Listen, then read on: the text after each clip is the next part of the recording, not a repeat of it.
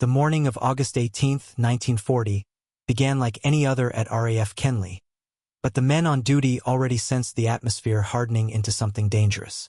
At 10:45 a.m., the first blips appeared on the plotting tables inside the operations room, tight clusters of slow-moving shapes rising over the French coast. Within minutes, the full scale of the threat came into view. More than 100 German bombers, with escorts above and behind them, pushing directly toward the Heart of Fighter Command's southern sector.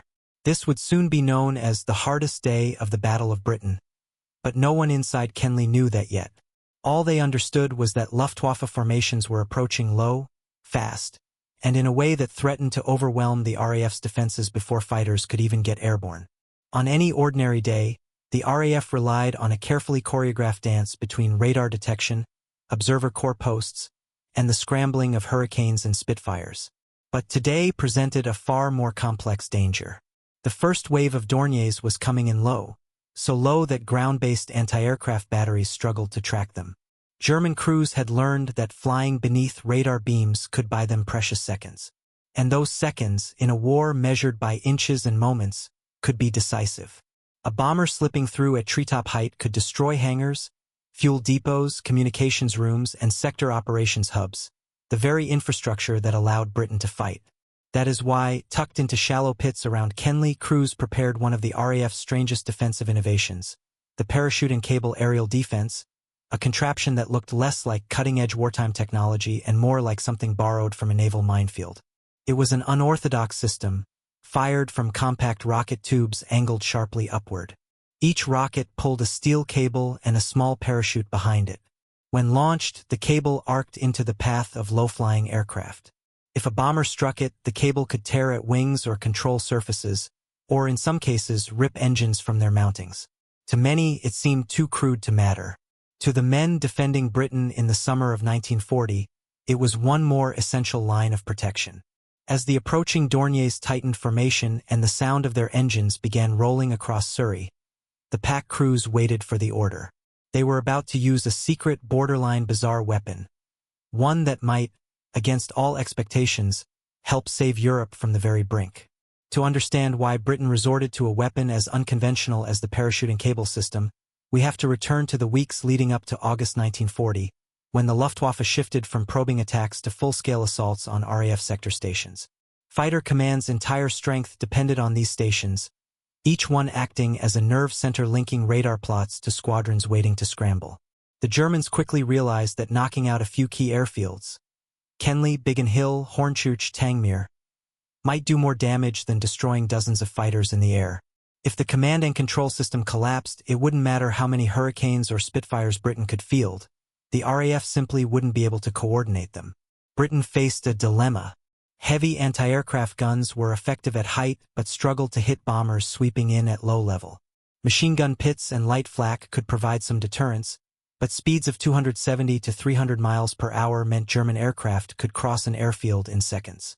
Anything slower than an immediate interception was nearly useless, and the RAF could not afford to keep every squadron on constant readiness.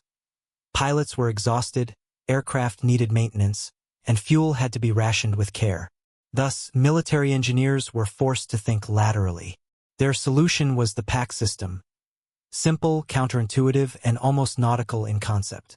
Instead of trying to shoot down a fast-moving bomber directly, the idea was to make the airspace itself hazardous for any aircraft attempting a low attack. A rocket fired a cable upward. A parachute deployed and kept the cable suspended momentarily.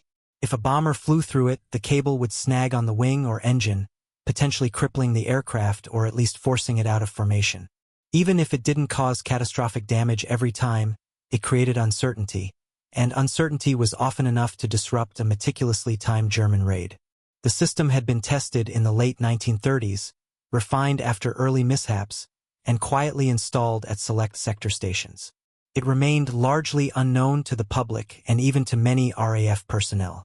But by mid-August 1940, as German commanders began planning precision strikes on Kenley and Biggin Hill, the pack teams quietly prepared for their moment. They represented an unusual fusion of improvisation and necessity, a reminder that, in a war fought with cutting-edge radar and advanced fighters, sometimes the simplest tools could still shift the balance. And on August 18th, that balance was about to be tested in the most violent way yet. By late morning, the skies south of London were no longer abstract blips on a plotting table.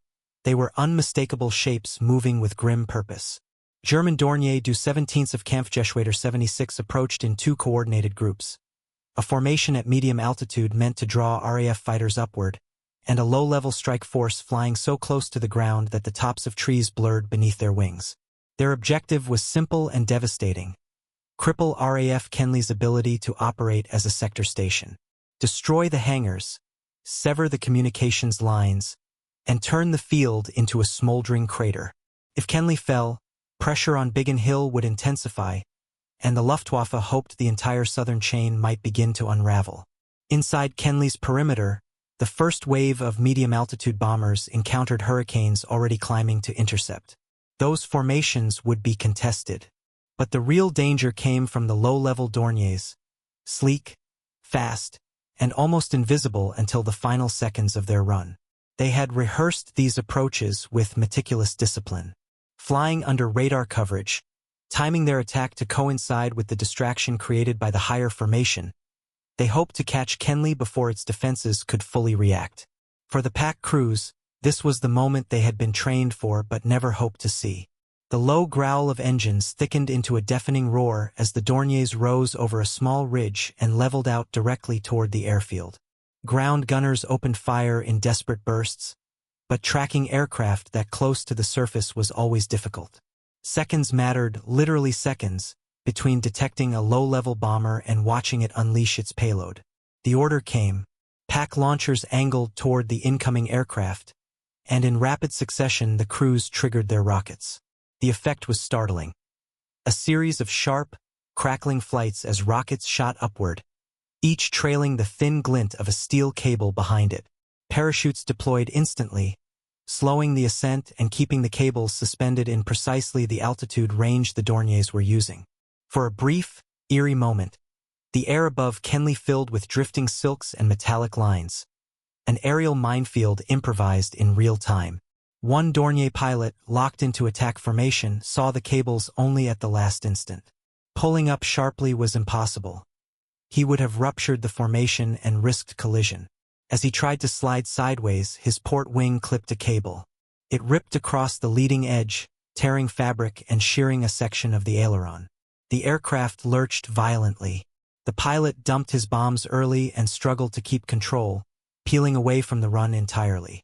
A second bomber struck another cable head-on, snapping the line but losing part of its engine cowling in the process. Even partial damage forced these pilots to abandon precision attack patterns. Kenley had not been saved yet, not by a long shot, but the pack system had just bought the defenders' priceless seconds. And in the Battle of Britain, seconds often meant survival.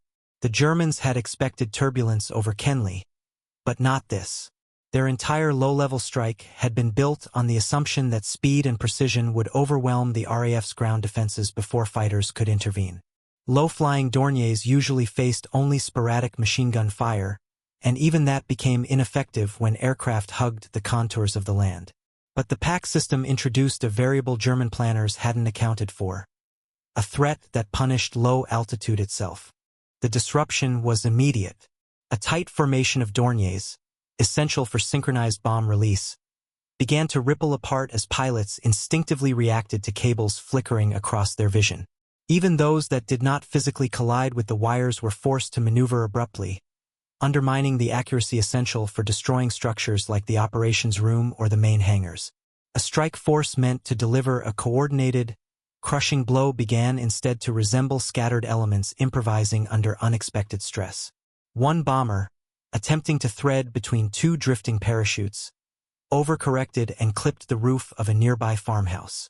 Another, damaged by a pack cable on its right wing, was left struggling to hold altitude. It barely cleared the edge of the airfield before crash landing in a nearby field, the crew captured within minutes. These weren't isolated mishaps. They were evidence of a carefully rehearsed German plan meeting a defense they had not trained to defeat. The British ground crews watching from dispersal points could hardly believe it. Many had doubted the pack system, joking that it looked like something from a scrapyard rather than a modern weapon. Yet before their eyes, bombers that should have delivered devastating blows were veering off track or jettisoning bombs early. This mattered enormously. Every bomb dropped a few dozen yards off target might spare an irreplaceable building, a fuel dump, or the buried cables linking Kenly to Fighter Command's wider network. Meanwhile, German escorts circling above grew confused by the unexpected unraveling of their low-level element.